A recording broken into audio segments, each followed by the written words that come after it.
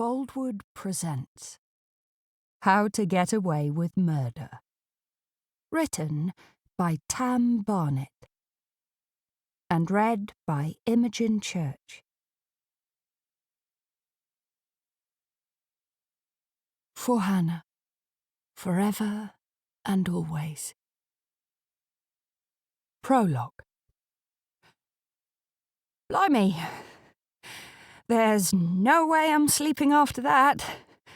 A bootleg documentary about American serial killer John Wayne Gacy. Did they really have to show quite so many of the unreleased pictures of the overcrowded crawl space under his house? Ugh, who am I kidding? The grisly content is the entire reason I streamed it off of a dodgy site. No filter, no preoccupation with making it palatable to a broader audience. Just the facts in all their horrific, unspeakable realness.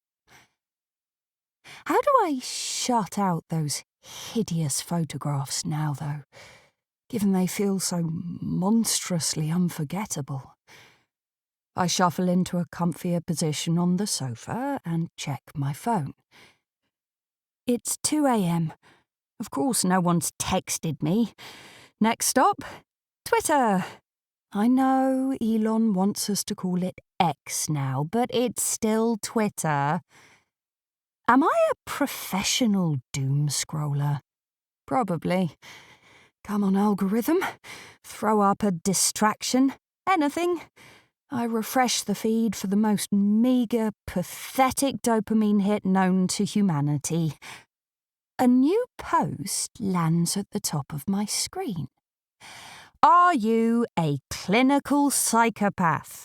Take our free test and see. Oh, algorithm, you are good. And it's not just some tabloid clickbait bullshit. The link is literally to the British Psychological Society. Tap. Let's go. I've read about the psychopathy checklist before. 20 characteristics that hint you might be part of the club. For each trait, you get 1 point if it partially applies, or 2 points if it strongly applies. Out of this potential psychopathy score of 40, the subject must reach 25 to be considered, in scientific terms, a psychopath. For scale, Ted Bundy scored 39 out of 40. Show off. I thought I'd just rank myself on each characteristic, see if I reached the magic number. But the questions are cleverer, more subtle. How would I react in this situation? What emotion would I feel if someone said such and such? But I'm not even close to the 25 mark. Test completed. I enter my email address and hit submit. The results are loading. Loading. Load. Oh, ping! You scored 23 out of 40. You're not a psychopath, but show more psychopathic tendencies than 98% of the population. Huh. That's a relief, I guess. Shame to be so close and miss, though. I think back over my answers. Was I a bit reserved? Maybe. I go back to Twitter and tap on the link again. Chapter 1. The lamps are dazzling. Oppressive, like those bulbs that illuminate a corpse in a forensics lab. I'm blinking as I squirm against the brightness. A dead body suddenly floodlit would be far less fussy. Eyes locked open, still shackled to the last thing they ever saw. Their killer. I've never done a TV interview before, not a sit-down chat anyway. I was invited on a couple of the local news stations after Dick's sentencing, but nothing like this. A Netflix original. 8-hour-long documentaries, each about a different murderous psychopath, and Dick's made the cut. He was chuffed to bits by the inclusion, though, as always, he said no to being interviewed himself. He only speaks to me. But after getting his blessing to take part, here I am in a plush hotel room in Liverpool, preparing to speak with glamorous celebrity presenter Annabelle Ludgate. She oozes confidence in a smart turquoise jacket and matching pencil skirt that shimmer against the lighting, her legs crossed and one of her black stilettos tapping to a silent beat. She's yet to say a word to me, sitting opposite her. I've watched all her true crime shows. They're very mainstream. Anything too physically or psychologically harrowing gets airbrushed out. She's an entertainer rather than a real aficionado of the sport. What seems like a whole rugby team of aides and camera crew mill around us, fiddling with monitors, checking I'm not thirsty, dabbing Annabelle's slim, beautiful face with more blush. I need to smile, be enthusiastic. This will probably be the only time I ever reach such a wide audience. Or at least it will be the only time if I don't impress. Annabelle shoos the makeup woman away, looks up from the clipboard in her lap, and just like that, click, I exist to her. Kelly Amari. Yes, she says in her soft Scottish burr. That's right, I reply, pushing out a big smile which she misses as she peers back down at her notes. One of the voices from the scrum shouts that they're ready to start, and a hush falls. All lights are off now, except the concentrated beams on the two of us. Miss Amari, I'm sure in all your research and time studying serial killers, you must have come across many who thought they'd pulled off the ultimate crime, who believed they'd covered all their tracks and got away scot-free. The presenter makes real eye contact for the first time. So my question to you is, if I could guarantee you wouldn't get caught, that you could pull off the perfect murder and no one would ever trace it back to you, would you do it? I give a little laugh to buy time, but thankfully an answer is forming. This needs to sound playful, or I could come across as unhinged. I guess rule number 1 of committing the perfect murder would be convincing everyone you weren't contemplating murder at all. Annabelle gives a tiny snort of appreciation. That was a test. I passed. We're here to talk about the White Widower, Dick Monroe. Her tone is sober but easy. What is the first word that comes to mind when you think of him? Genius. I let the answer percolate. I wasn't expecting you to offer a compliment, Annabelle returns. I shrug my shoulders and smile back, trying to ignore the group of geeky tech men hunching over us, concentrating their professional abilities on making me look and sound as slick as possible. It hits me that as fake as this cosy one-to-one really is, it will appear very natural on TV. And the more I can enter into the facade, the more engrossing my answers will feel. It's not really a compliment, it's a warning, I correct her. Dick was still able to convince his victims to get in his car despite the mania surrounding him. The whole of Merseyside seemed to be out looking for him by that final autumn, and yet he kept sweet-talking women into trusting him. But he met his match in you. I was in the right place at the right time. And yet you're still on speaking terms with Dick. You'd think he'd hate you more than anyone.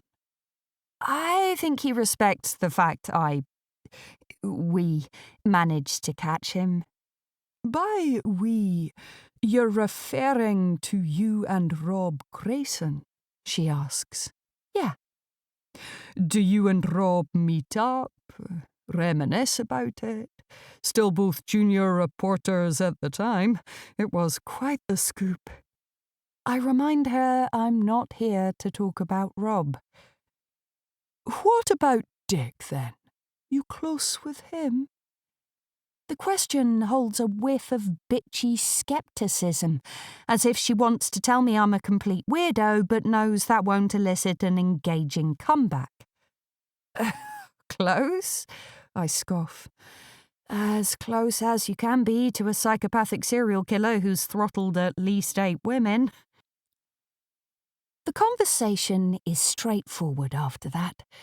Annabelle has several events and pieces of evidence she wants to discuss, mainly on how we managed to snare him, and the critical decision I made to go looking for Dick that icy November night. There is one awkward question she poses. I'd been bracing for it. It's one that had already been raised in scathing terms by a faceless online crime blogger after Dick was jailed. The last victim, Janice Benson. The presenter winds up for her devastating uppercut. Surely, if you'd gone to police immediately, rather than trying to catch the killer yourself, she might have survived. The police could have caught Dick Monroe in time to save her if you hadn't been so desperate to be the hero. It's actually a relief to be asked so directly. A silky, cool calm wafts over me as I nod and breeze into an explanation. Rob and I had only narrowed down our search to the location that same evening, and I went to investigate. Even then, the hunch could have been wrong. I had no idea he'd be out that night. It was just supposed to be a scouting trip, but when I got to the timber yard, he'd just arrived. And anyway, Mrs. Benson was already dead when he pulled her out of the boot. If the police had shown up instead of me, she would have been dead all the same. Seemingly happy with my defense, the TV presenter pushes her hand back through her glossy hair, a luscious light brown mane charged with an auburn sheen by the summer's sun. So, what's next for Kelly Amari?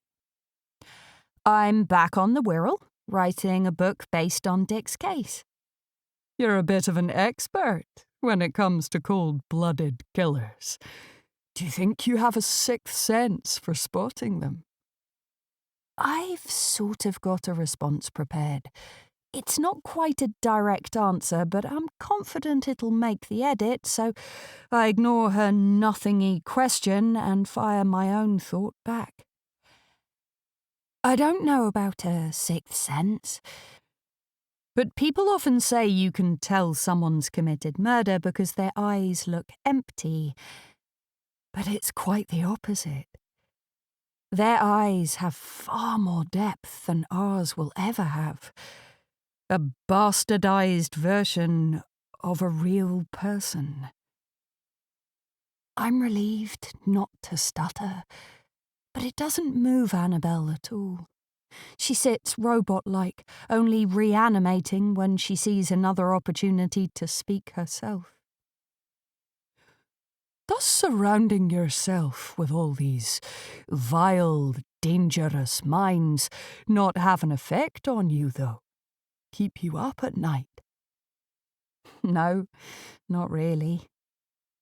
I'm not prone to pangs of guilt when lying, but this is such a whopper I feel a heaviness sink in my stomach, the kind of paranoid shame you'd feel when you were naughty as a child.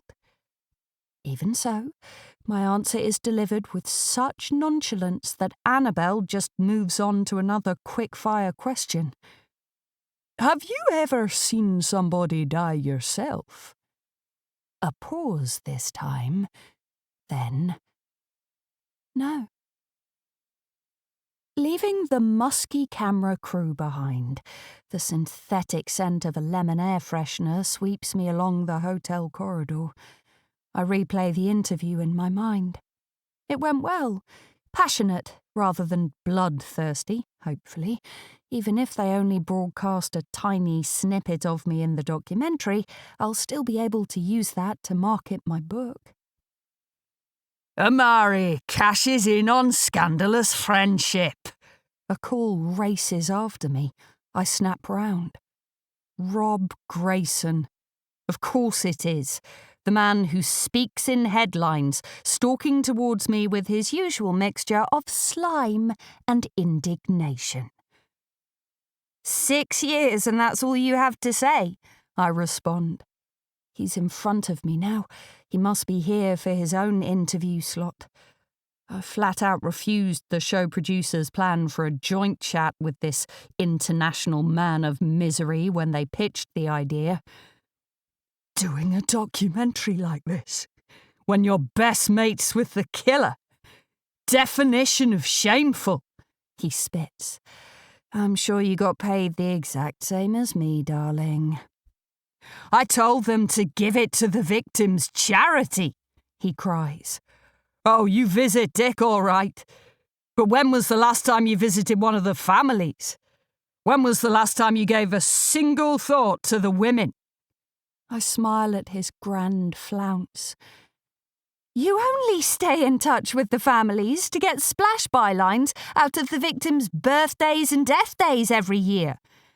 If there's one face they all can't stand more than Dick's, it's probably yours. Mute but simmering, he pushes his spectacles back up his nose. Ever since I've known Rob, he's been wearing glasses. But more interestingly, the variety of frames he's accumulated are of a theme.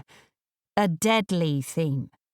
He has ones that are identical to Harold Shipman's. He has his Ed Kemper ones, his John Christie's, and the smartest pair, his Hawley Crippins.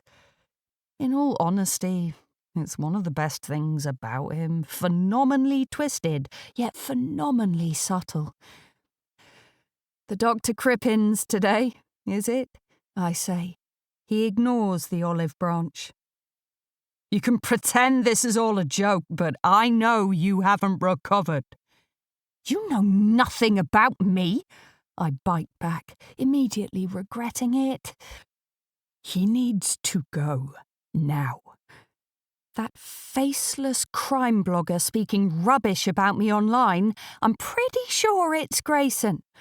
And how dare he say I don't think about the victims? Bet you took all the credit for catching Dick just then, he whines. Get over it, I plead in a weary, drawn-out groan. No one was stopping you from going over to the timber yard that night. How can you still be bitter about this? I come up with the theory.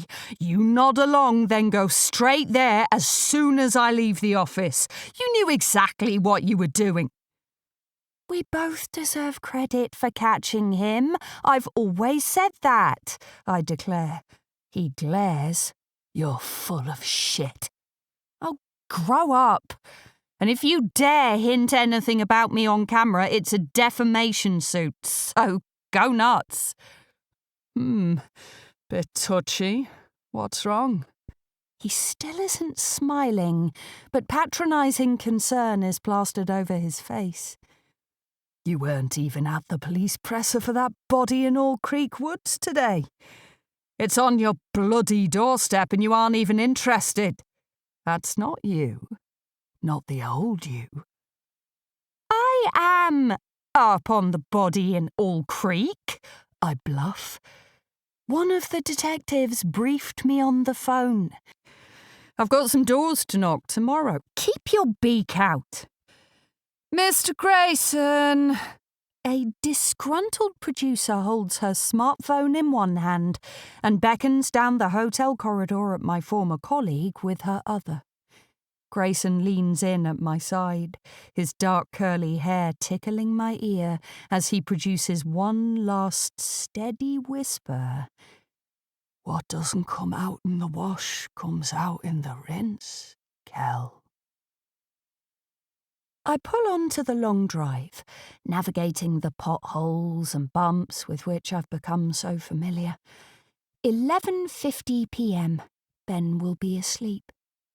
The track opens up to the yard in front of his house.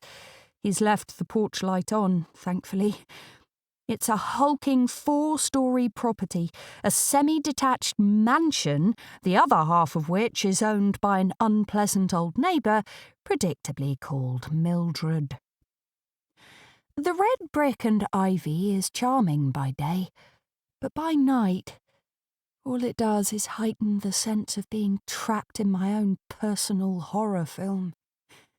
The rounded bay windows built all the way up at the front corner of the house make it look very much like H.H. Holmes's murder castle.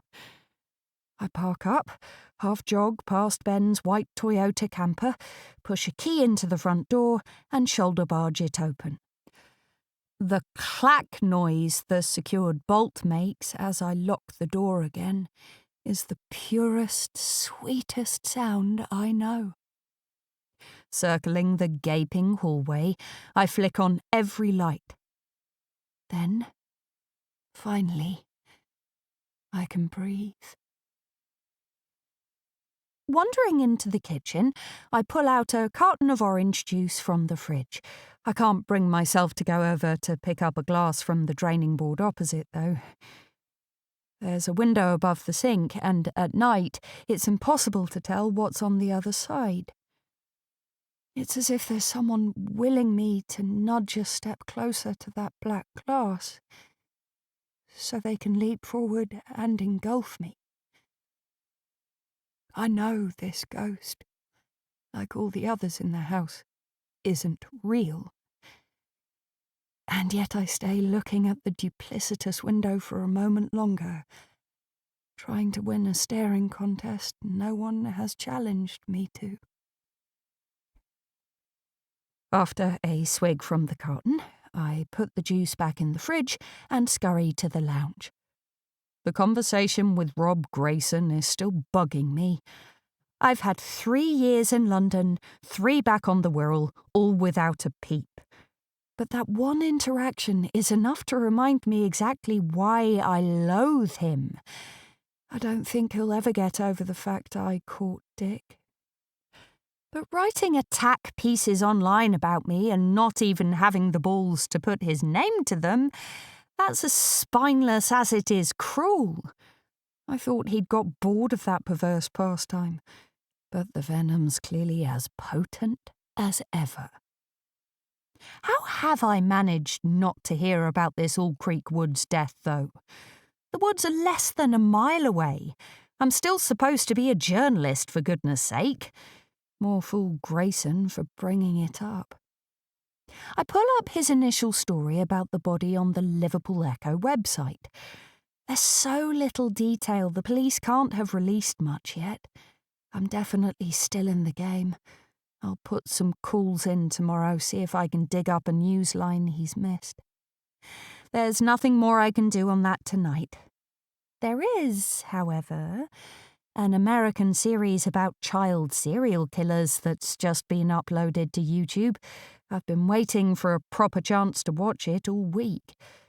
I settle into Ben's lovely squishy sofa, blanket on, curtains very much drawn, and plough through all 6 episodes. In no time, it's 3:30 a.m. Watching morbid stuff online is addictive. An endless tube of internet Pringles once you pop. And yet, I'm afraid of the dark in my own home. Work that one out.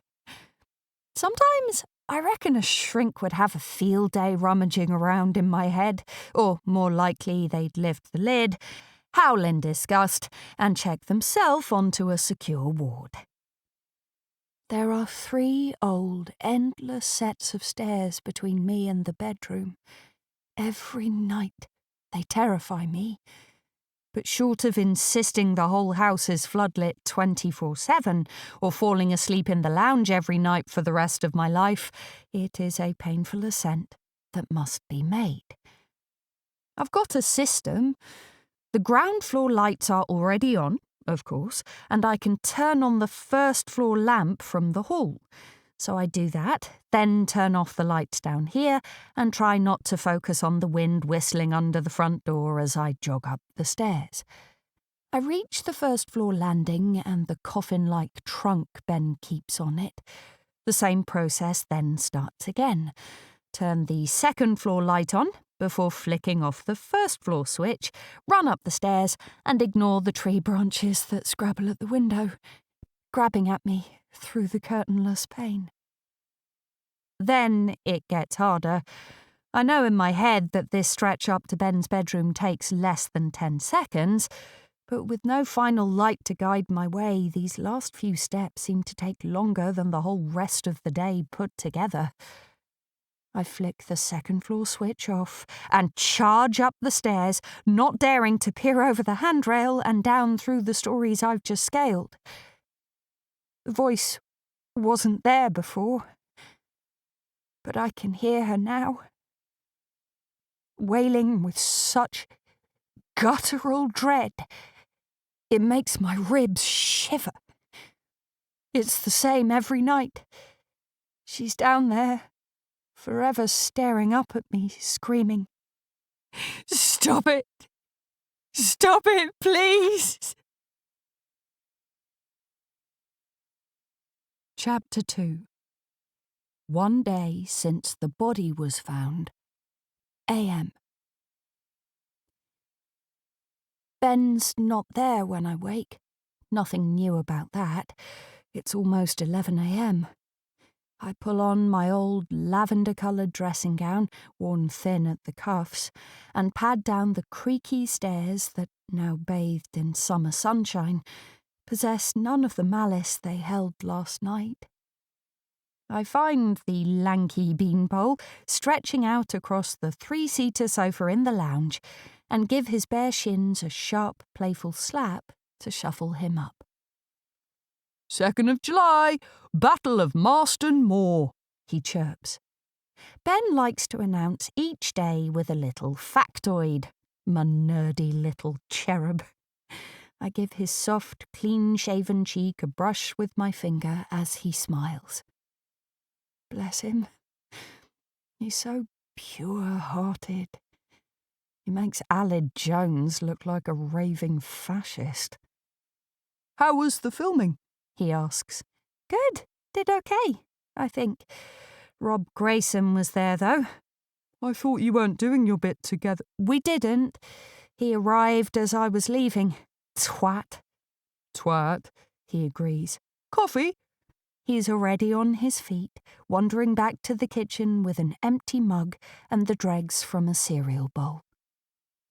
Ben may be an earlier riser than me, but it doesn't make his daytime schedule any more ambitious. We met at a small local gig he was playing 18 months ago. About 12 months before that was his car crash.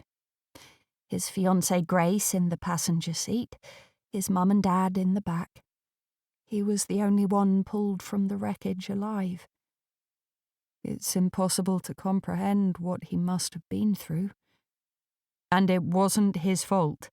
The moron coming the other way dragged his van onto the wrong side of the road, going 60 in a 40 zone, looking at his phone. But still Ben blames himself. An only child, he moved back into the family home rather than sell it afterwards.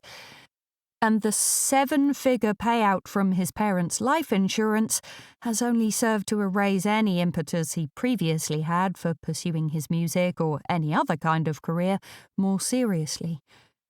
Instead, he spends his days teaching himself to cook, watching box sets, and writing songs he refuses to sing for me. Who can blame him? I know what it's like to lose a parent. My dad killed someone, got jailed, then collapsed and died in his cell, all within the space of 4.5 months. That was 15 years ago, and I'm still waiting to feel whole again. Ben, by comparison, lost all 3 of his main people in one split second, and much more recently. It's tough to fathom the chasms of pain that must leave behind. He was, by all accounts, besotted with his fiancée Grace, and is now living in the stony shade of a broken heart. I have a feeling all those songs he plucks at on his acoustic guitar are an ode to her. Him being emotionally hesitant is genuinely a plus, though.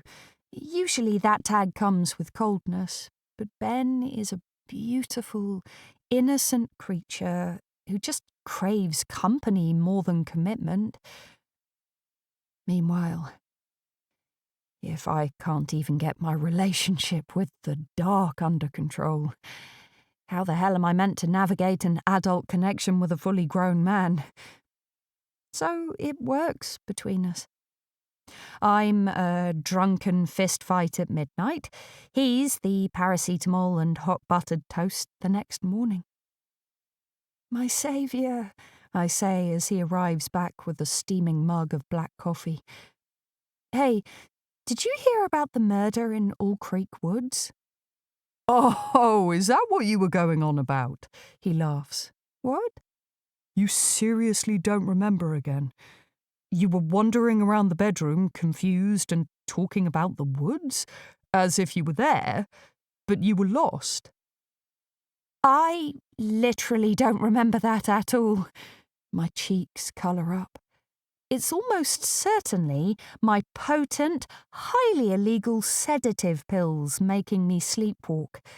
But Ben would take a dim view of me importing contraband via a dubious US website, so I like to keep all knowledge of the teeny terracotta tablets to myself. I move on.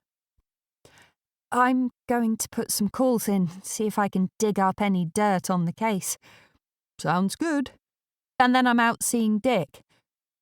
Dick? Again? He checks. I need to fill him in on the interview, and there's a lot more to ask for the book. Right, He mutters, unconvinced. Well, I'm going out for a walk. He's got his white Nike trainers on ready. At least they were white. They're so mucky right now.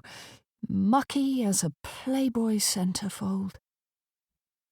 The long walks are another quirk of Ben's. He'll be gone hours sometimes, leaving everything at home except his old crappy iPod, listening to the indie bands he and his mates used to cover before the crash. These days he performs solo, acoustic covers at the local pub on Thursday nights. He heads out, and I move across to a comfy chair that faces my desk at the far end of the lounge. The desk is the one piece of furniture I've contributed to the whole house, so I feel a responsibility to use it. If I need to think or write up notes or make progress with my book, I always sit here. Dressing gown sleeves rolled up, notepad in front of me. I know the first person I need to call. All Creek Woods are definitely on his patch. Surely he'll be heading up the case. Kelly and Mary, it's been a while.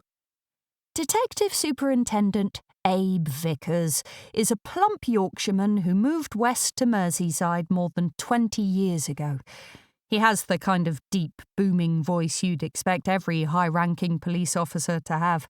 I can imagine his spirits rising at this call from an old friend.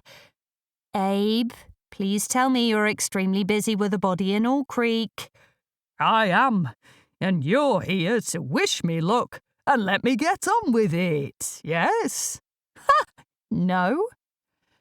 You still living with Ben Farrer, up past the library? I am. Anyway, sorry to rush, but what can you give me? Putting the phone on loudspeaker, I start scribbling. OK. Called to the woods about 7 a.m. on Friday morning, so yesterday, a dog walker came across a body slap bang in the middle of a path about half a mile away from the Irby Mill pub. We identified him pretty quickly. Male, 57. Not had the post-mortem yet, but looks like he probably died between 2 and 3 a.m. Creepy. Name? One of the homeless bunch who've been living in the woods. Morris Williams. He spells the name out, then adds, Now ask me how we found him. Go on. A nail in each eye and one through his larynx. Probably done with a nail gun. Shit. I know, he says. When I catch whoever did it, I might get them to put me decking together. Anything to go on motive-wise? Nada. Probably just another tramp who'd stolen a nail gun, then decided to use it after a hard day's drinking. Anyway, that's your lot. Not sure you'll get this to fly with any of your newspaper friends in London. It's all a bit scummy and local. And Rob Grayson's usually across everything from the Echo. Only about to release the name and cause of death now, though. It was hard finding relatives for the bloke, so... If Grayson rings, don't tell him that stuff, at least for an hour or two, just to give me a shot at getting this published, I beg. He's very good, is Rob, Vickers says. I don't want to piss him off. No, I get it. Just give me an hour, please. After that, tell him what you like. Rob said there was a big press conference yesterday, so I'm sorry if I missed that, but I'll be first to call wanting updates from now on. Press conference? Vickers checks. No, he just phoned me after getting nothing from the media team. Grayson, lying bastard. Call over. Time is of the essence. I write up the 2 lines of new news, the guy's name, and the stuff about the nails into a full-page lead. Meanwhile, my mind is racing ahead. Vickers is wrong. You don't just kill someone with a nail gun, direct shots to eyes and throat in a spur-of-the-moment skirmish.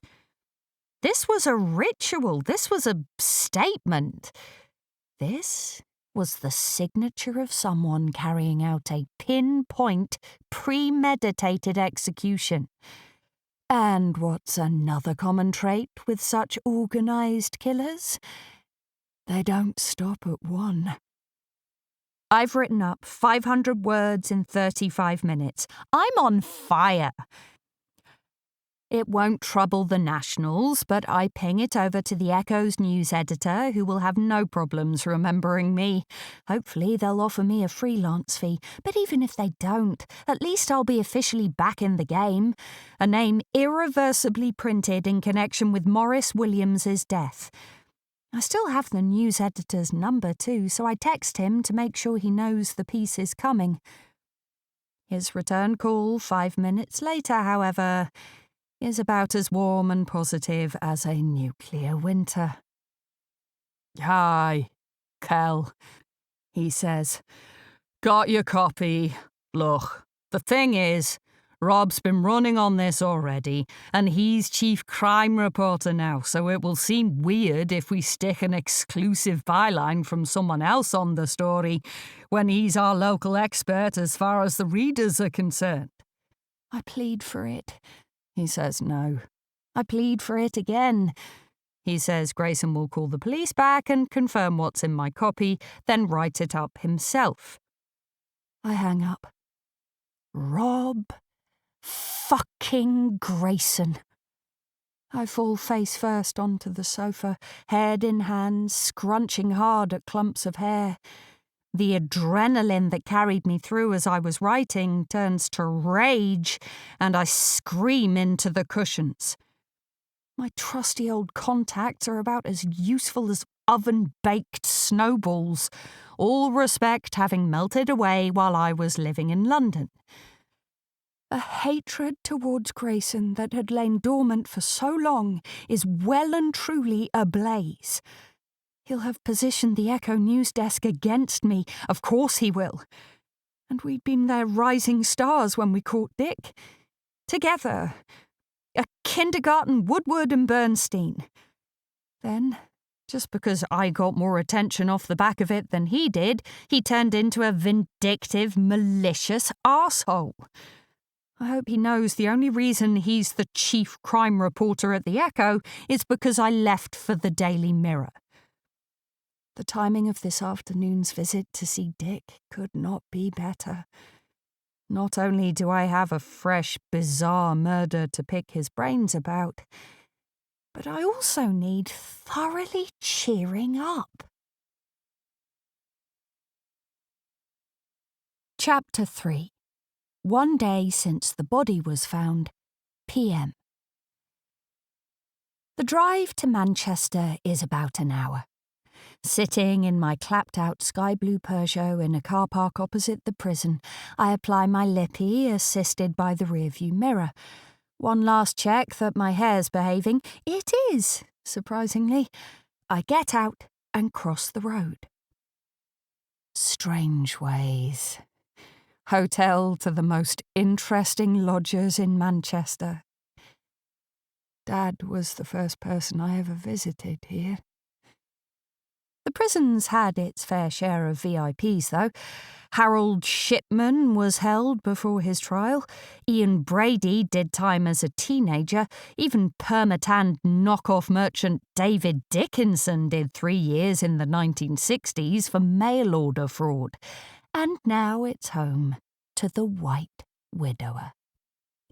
I coined the nickname myself, White because all of the victims were Caucasian, and Widower because they'd all had husbands. The Echo used it as a splash headline after the 4th murder. The White Widower strikes again, and it was picked up by all the nationals after that. Dick Monroe has murdered numerous women, shows no compunction for his crimes, yet is, without doubt, one of my closest confidants.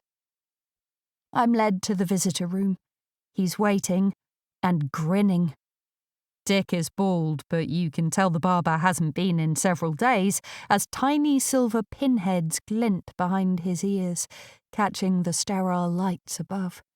No chance of him being left alone with a wet razor of his own to keep it tidy. To that end, he is also handcuffed to the table. So good to see you, Cal. He's earnest as he half stands to honour my arrival.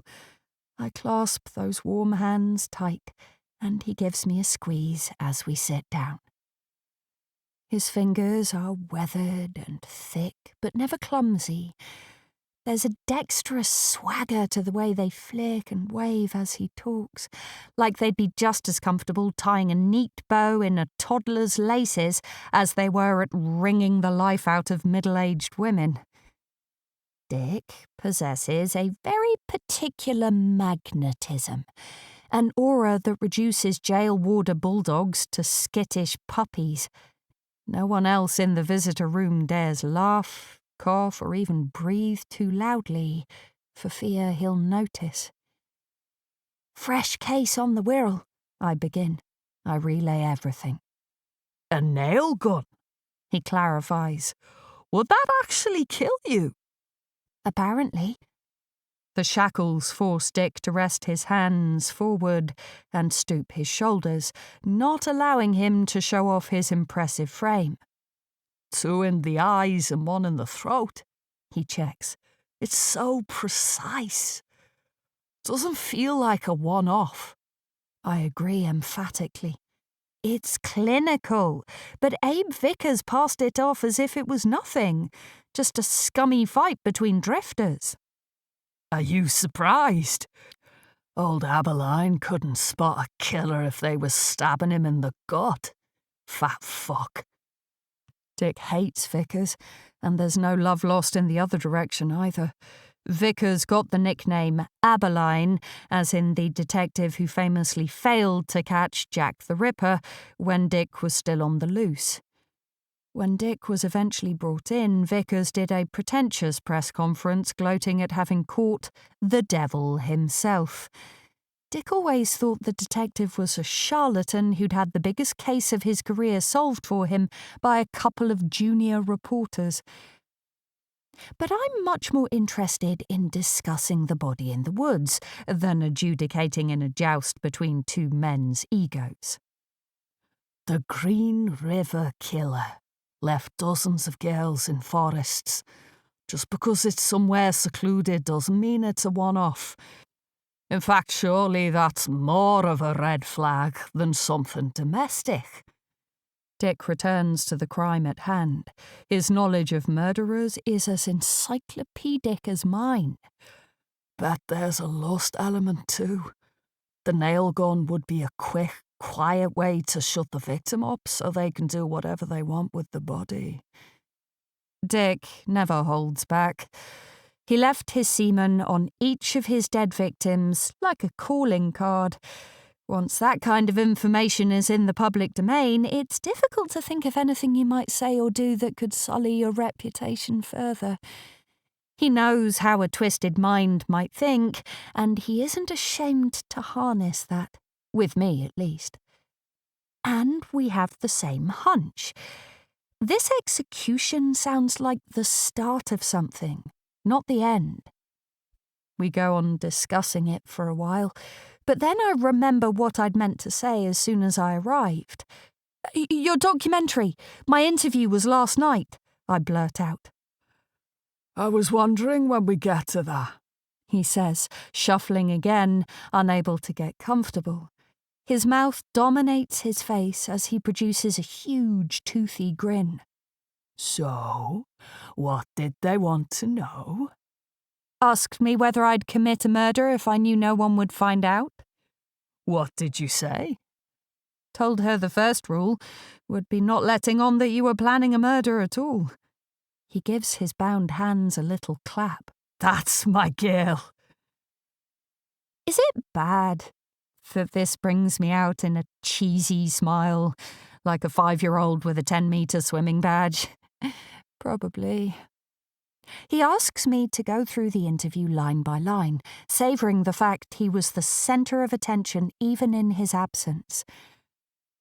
It got me thinking of a few more questions in terms of the book, if that's okay, I eventually ask. Prisons are like courtrooms. No mobile phones or dictaphones allowed, so I've left mine in the car and come armed with good old-fashioned paper and pen instead. I flap my notepad in the air like a long-lost Hemingway manuscript. How's the book going? Brilliant. I've basically written it all, except the only copies saved up here. I tap the side of my head. And finding out a bit more about number 9 would be handy. Number 9. A 9th victim. Police found 8 bodies.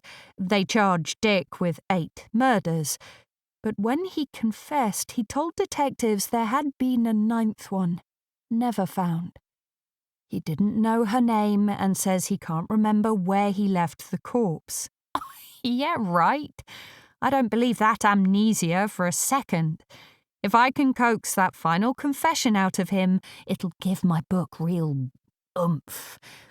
It'll be headline news, which equals free publicity. Plus, that would really stick it to Grayson. No way he can call foul when I beat him to that gem. Did they ask about number 9 in the interview? He checks. Yeah, told them I'm not sure if she's real or not. You've never bothered to give me anything concrete. Oh, feisty, Kel. Feisty, he chuckles. You stick with me. I'll tell you about number 9 soon enough. He sounds even more Scouse than usual as he says this, knowing my soft spot for the dialect. But it doubles as the first remindful jolt of the visit. I'm interacting with a psychopath, a compulsive liar, a social chameleon, someone with no moral firewall. He wants to monopolize my attention. That's why he wants me. Not because he cares about me, but because I'm the only person willing to come in here and dote on him. Just that manipulative thickening of the accent is enough to sober me up. I've read enough about personality disorders to know that however much I may want an authentic rapport with this man, he does not have the capacity for such a thing. He's tilting his head to one side and leaning his neck forward the exact same way I am too. Physical mirroring, another way to subconsciously lower the guard of the person you're speaking with. I cast out the dispiriting thoughts and refocus on his days as the White Widower, a moniker Dick says he likes.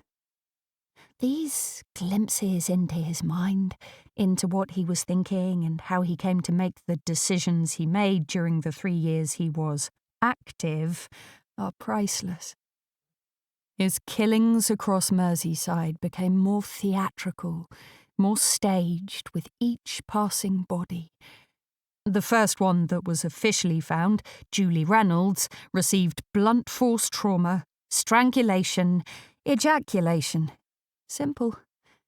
But soon, little extras started to appear at the scenes, personal clues. A cricket bail left next to the body of Wendy Forbes simply because he loved the sport. A postcard of Southampton placed near Barbara Featherington to mark the city in which he lost his virginity. By the 7th body, he'd become extremely confident and was leaving a lot of clues. And that's when Grayson had his light bulb moment. What if the killer was getting so cocky, he was starting to leave mementos hinting at where he was going to strike next? It was a hell of a long shot, but the log slice left under the head of the body of number 7 might just mean he was planning to dump the next victim at a timber yard. There is only one on the Wirral. With no plans after work that evening, I decided to just go and scope it out. I struck gold, and Grayson's never forgiven me. Why did you turn the crime scenes into little games of Cluedo? I ask. That came later. Wanting to dominate and destroy, they were the main things. The visions I was having were always basic, carnal, but the game playing, he pauses for a second, that increased the buzz.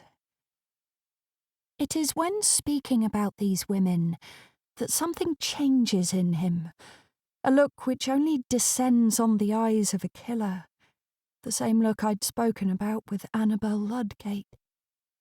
Beautiful blue is devoured by jet-black pupils, and a horrible calm washes over him.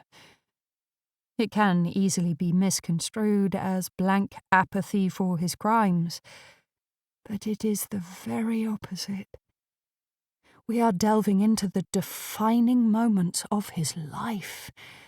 The sick urges he denied himself for so long, the brutal acts he plotted in secret, and ultimately the fulfillment of these fantasies which brought him a level of sexual gratification he can access now only through these memories. No, it is not apathy with which Dick Monroe speaks of his murders. It is quiet, breathtaking ecstasy. And it freezes the air to my skin every time. I swallowed hard to recenter myself.